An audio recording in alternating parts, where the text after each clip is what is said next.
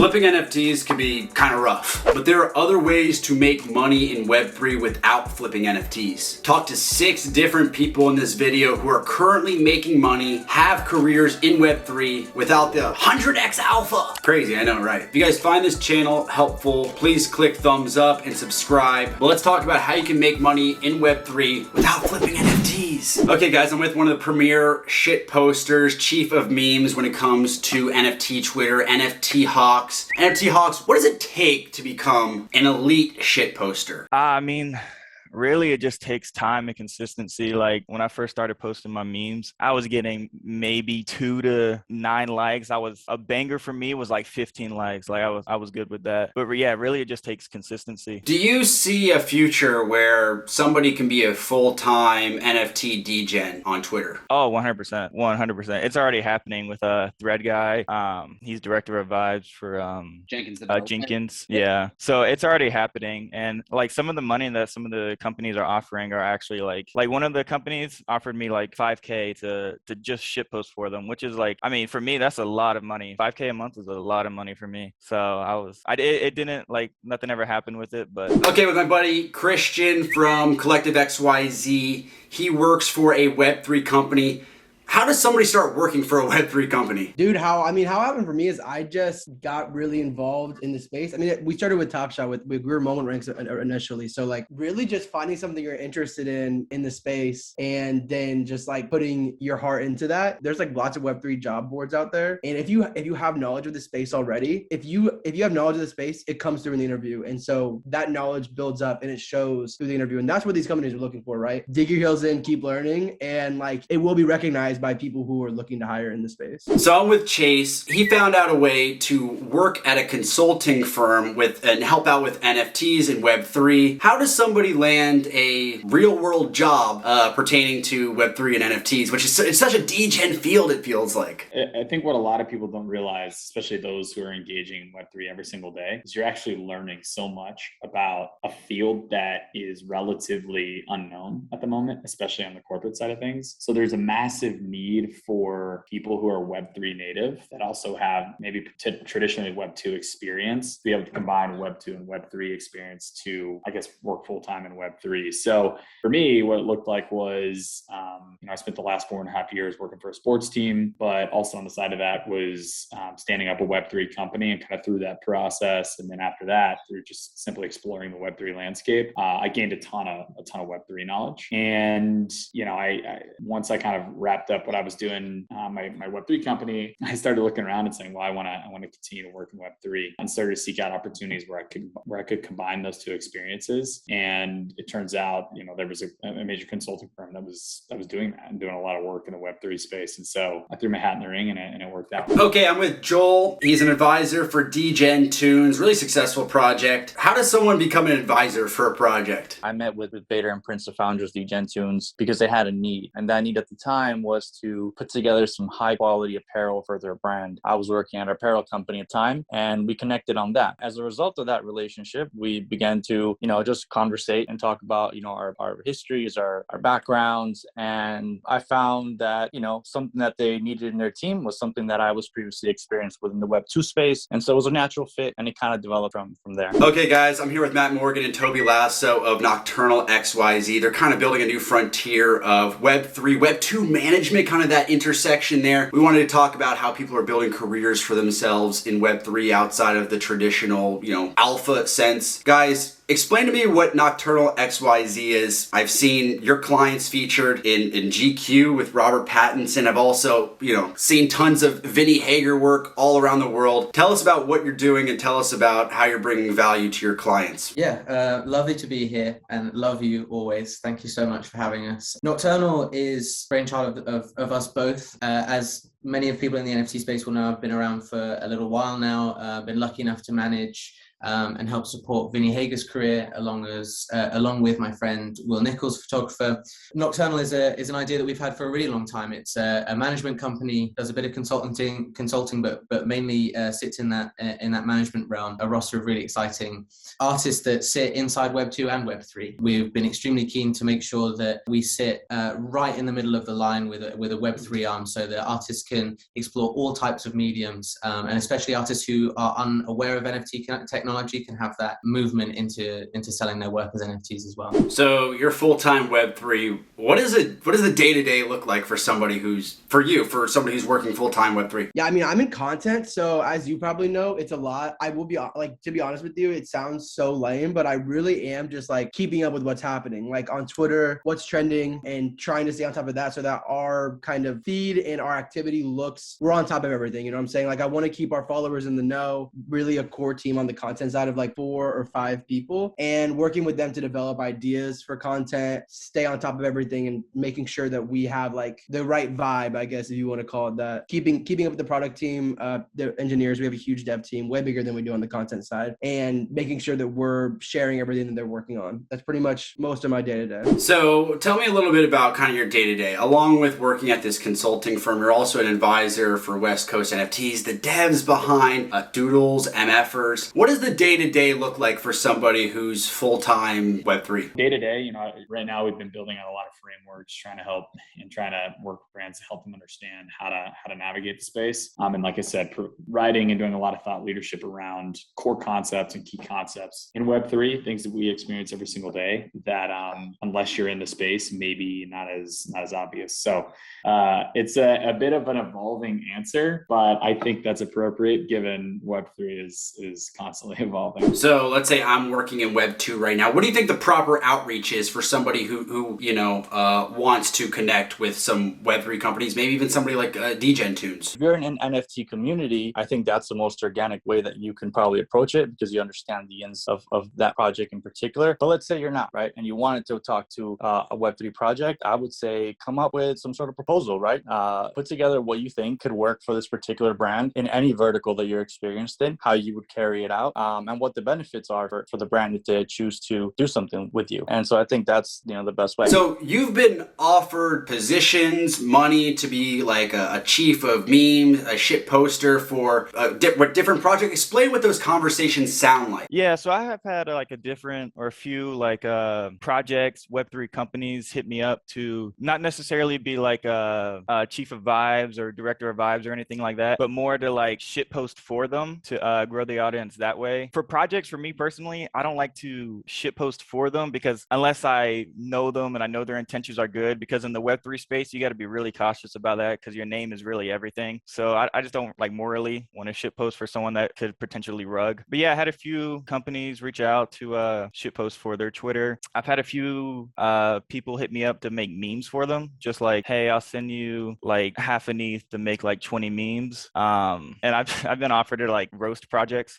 but I've never accepted any of those. So Matt, explain to us a little bit more about Nocturnal XYZ, because most people think of NFTs just as art, but this is we're talking music, we're talking maybe fashion. Tell us about everything that could be included in Web3 that we've seen in Web 2. Toby and I have always been aligned on the way that we think about art and the way that we think about music and everything in general. And I come from a background of marketing, creative within the music industry, within the entertainment industry, and I've worked at record labels and management companies. My past job was I was a manager. I was managing various different artists or like entertainment creatives. So I was managing a girl called Amelia de Moldenberg, who does Chicken Shop Date, big like YouTube channel. Oh yeah.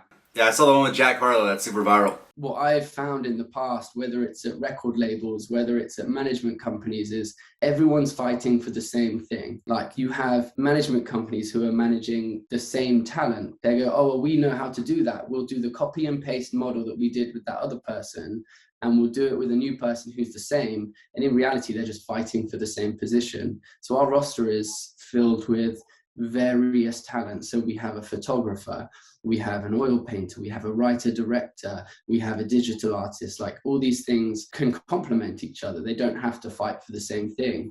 So we just want to be able to use any tool at our disposal and help the people that are the people that prop up culture, the people that like are the driving force and driving emotion of humanity. We want those people to have the best opportunities. Any advice for somebody who's watching this who might be involved in Web 2, who wants to start working in Web 3? Do they approach these traditional business structures and pitch them on Web 3? How does someone even find businesses that are looking for people with Web 3 experience? It's kind of funny because recently you'll see on Twitter every once in a while people will find that a company is releasing a Web 3 native job, that a lot of times the jobs will get posted before the general public knows that they're building Web3. So, simple Google search around Web3 job positions will help you understand which companies are starting to think about that. My biggest recommendation is if you want to work full-time in Web3, find a project or something that you think you can add value to. Look at your bags. A lot of times the bags that you're holding, those projects would absolutely have you help in a more full-time or more official capacity. And so that's a good place to start, is looking at the NFTs that you own, reaching out and saying, hey, where can I help? We're seeing right now, when it comes to NFT engagement, the best engagement tactics are funny memes, kind of critiquing, how down bad we are. And you cannot you can't put a price on Twitter engagement and how much that could help a project. Specifically, I want to talk about like Sappy Seals. That project has had tremendous amount of likes. Shout out to the Seals, because that's a project that some might have thought would come and go. But on the back of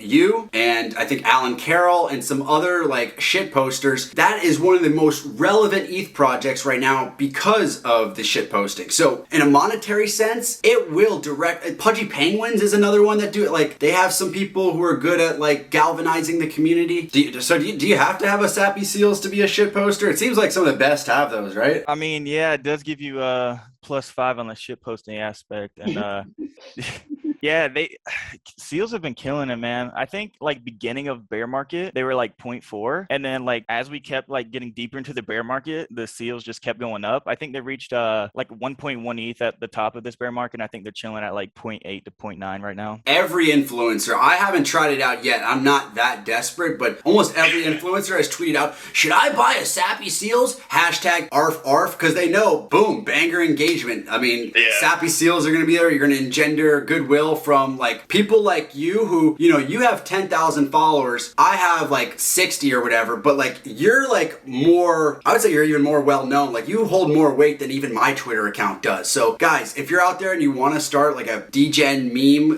account, don't think you need to have 50, 60,000 followers. Like you don't need a lot of followers to get offers or get or like have high engagement. Like I've got some offers at like 5,000 followers to do some of this stuff. So it's not like you need to have like a high following to get good engagement or to get offers. I honestly, I would 100% say I would take engagement all day over followers. For somebody who's watching this right now and said, I know I have some friends who are great artists, I'd like to do this. What are the challenges that they're going to be facing? I think what I found with Vinny specifically in the last year is that it's been very nice to build together. I can't draw like he does. I don't have the artistic talent that he does, but what I can do is give my, unadulterated opinion to what he's doing and how we should be going about doing it. And that's quite a bold thing to be able to step up and do, is to be like, I don't think we should be building something like this. I think we should be doing this. A lot of what's happened with Vinny's career is us saying no to 99% of what's come across the desk or what's come through the inbox. Maybe it's the 3 FaceTimes a day where we're talking about everything we want to do. Maybe it's making sure that contracts are done correctly in tandem with his agent. Maybe it's just ensuring that what he's doing is the right thing at the right time. And it sounds a bit ridiculous because it's like, you know, artists should be able to do these things themselves, and a lot of them do it themselves to a very good degree. But what managers do, for better sense of the word, is to make sure that we have a space in between there that protects them, right? Their artistic ability, what they create, how they go about creating it, their process needs to be protected by people that they trust and that they can truly rely on. And that goes back to like even the initial meeting of when we sit down with an artist and we say, where do you want to be in 10 years? And they'll say wild dreams and things that essentially, like, we don't necessarily want our artists to be realistic. We're sat in the chair where we have to be the bouncers. We have to be realistic. We have to be pragmatic and figure out how we protect these artists from a lot of things that we've seen happen over and over again in going back to the music industry and other archaic industries that are set up not necessarily to help these people. And I never want to be in a position where I ignore the art, I ignore the reason I got into this industry. So our whole model is based around protecting the things that should be protected. Picking and choosing partnerships. So I want to make a public plea right now. U.S. Postal Service, can you please partner up with Vinny Hager? I mean, it's right there. It's right there for you. Stamps designed by Vinny Hager, and we needed it yesterday. I have sent maybe 20 I different people, because I really hope someone's watching from the USPS. Anything else, you guys, anything I missed out on, anything we'd be remiss not bringing up? Anyone else that's watching that potentially may be trying to find their feet in Web3, whether that's as a trader or as a friend or as, you know, anything. I think that reminding yourself that Web3 is a wide open field, and we're all just only at the touchline on the side, and we're all gonna run as fast as we can in any direction. And sometimes we're all gonna cross over each other, and sometimes people are just gonna keep running. But the analogy meaning that there is literally anything you want to do, you can do here in Web3, as long as you find the right people to do it with, and you act with integrity, and you act with, you know, honesty and truthfulness, and just come at it with a decent mindset. You can build whatever you want to build. And so we're super excited to be building the first NFT management company that sits in between both the regular management world and the new exciting Web3 management world. How you even get into this position? Because I think a lot of people, frankly, you're somebody I just saw on Cool Cat's Discord when I first got my Cool Cat in the early days, and it's just like, oh, that's like, what's the blueprint to kind of just ingratiating yourself into this Web3 community without making it feel super hammy and fake? Shout out to the Cool Cats, who have done an awful lot for all of us, I think. Yeah. Especially those of us who are now transitioning into things that we're doing for ourselves. What it was for me was the Cool Cats. It was making sure that I got into a community that I loved, I cared about, I really liked the art, loved the artist, love the other people around in the community, and the friends that I made in that community, the people who I've been continuing to build with. Now, it's not the Cool Cats for everyone. Maybe it's a project coming out next month. Maybe it's a project that's been out for 6 months. Who knows? But it's like finding your tribe in a certain way. Surround yourself with creative people and interesting people and people who are kind and honest and nice. And then what you end up building is truly up to you. Think about the things that make us human and the things that connect us. I think we all label these things so much that it becomes overwhelming. And the conversations Toby and I have with artists who are yet to get into the space, or artists who are in the space who would like to change the way they do things, it's all quite overwhelming because everything is labeled. But start with figuring out who your tribe is and how you communicate that. But I would just also like to say, shout out to Cool Times. You are the GOAT, the legend, and every time I get to see you, you put a big smile on my face. And thank you for putting out all this content and working so hard on behalf of everyone in our community. You are truly the backbone of this like YouTube media content production. You do such an amazing job of, you know, being able to use YouTube to your advantage while also being such an important member of our community. So thank you for all you do. Love you, brother. My editor, please do not cut any of that. All right, snipers, that's the video. Make sure to click a thumbs up. It really helps. Comment below and subscribe to this channel if you found it helpful. Salute emoji. Remember, as always, to say, gang, gang.